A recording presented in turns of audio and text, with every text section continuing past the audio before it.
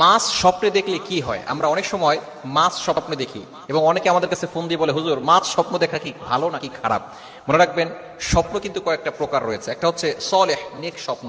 এই সলেহ যে নেক স্বপ্নগুলো আছে, ভালো স্বপ্নগুলো আছে, এগুলো আল্লাহর পক্ষ থেকে আসে। আর একটা হচ্ছে খারাপ স্বপ্ন, যেটা শয়তানের পক্ষ থেকে আসে। আর একটা হচ্ছে নফসানি স্বপ্ন, অর্থাৎ আপনি সারাদিন যেটা চিন্তা ভাবনা করেছেন, ফিকির করেছেন, যেটা নিয়ে সবসময় মাথার ভিতরে ঘুরপাক খাচ্ছে, এই স্বপ্নই আপনি বারবার দেখছেন। এই স্বপ্ন হচ্ছে তিন প্রকার। তবে স্বপ্ন কিন্তু অনেক সময় সত্য হয়। অনেক মানুষ দেখবেন স্বপ্ন সত্য হয়, এবং স্বপ্ন হচ্ছে বুখারী শরীফের হাদিস, নবুয়তের 46 ভাগের এক ভাগ হচ্ছে স্বপ্ন। অর্থাৎ নবীদের যে স্বপ্নগুলো হয়, এটাও কিন্তু ওহী ছিল, কিন্তু এখন বর্তমানে কোনো ওহী নাই, তবে স্বপ্ন সত্য হওয়ার সম্ভাবনা থাকে।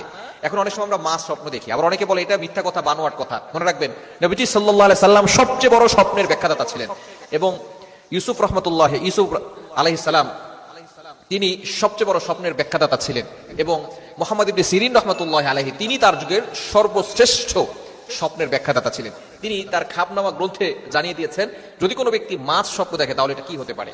যদি কোনো ব্যক্তি মাছ ধরতে দেখে, কয়েকটি দিক রয়েছে। এক নম্বর দিক হচ্ছে, কেউ মাছ ধরতে দেখে, তাহলে এই স্বপ্নের ব্যাখ্যা হচ্ছে, যদি সে অবিবাহিত হয় তাহলে আল্লাহ তাআলা তার বিয়ের ব্যবস্থা করবে। আর যদি বিয়ে হয় এবং সে মাছ স্বপ্ন দেখে ধরতেছে, তাহলে আল্লাহ পাক রব্বুল আলামিন তাকে সন্তান দিবেন, সে সন্তান লাভে ধন্য হবে।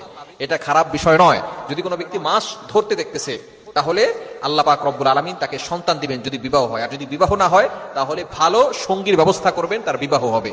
এবং দ্বিতীয় নাম্বার, কোনো ব্যক্তি যদি স্বপ্ন দেখে ছোট মাছ ধরতেছে, তাহলে এটা দুঃখ কষ্টে পতিত হওয়ার অন্যতম একটি লক্ষণ। তবে এই স্বপ্ন যে সত্যিই হবে এবং আপনি যে দুঃখে কষ্টে পড়ে যাবেন, বিষয়টা এমন নয়। যদি আপনি স্বপ্ন দেখার পরে কাউকে না বলেন এবং বেশি বেশি করে জিকির করেন এবং 2 রাকাত নফল নামাজ পড়ে দোয়া করেন, তাহলে স্বপ্নের প্রভাব আপনার উপরে পড়বে না। কোনো ব্যক্তি যদি বড় মাছ ধরতেছে, এই স্বপ্ন দেখে সে বড় মাছ ধরতেছে, অথবা বড় মাছ তার পাশ দিয়ে হেঁটে যাচ্ছে, এইগুলো স্বপ্ন যদি দেখে, তাহলে আল্লাহ পাক রব্বুল আলামিন তাকে অচিরেই ধন সম্পদের মালিক বানাবেন, আল্লাহ তাআলা তাকে সম্মানের মালিক বানাবেন। সুতরাং যদি কোনো ব্যক্তি বড় মাছ স্বপ্ন দেখে, সে বড় মাছ ধরতেছে, বড় মাছ দেখেছে, তাহলে আল্লাহ তাআলা তাকে সম্মান দিবেন, সম্মানের মালিক বানাবেন এবং ধন সম্পদের মালিক বানাবেন।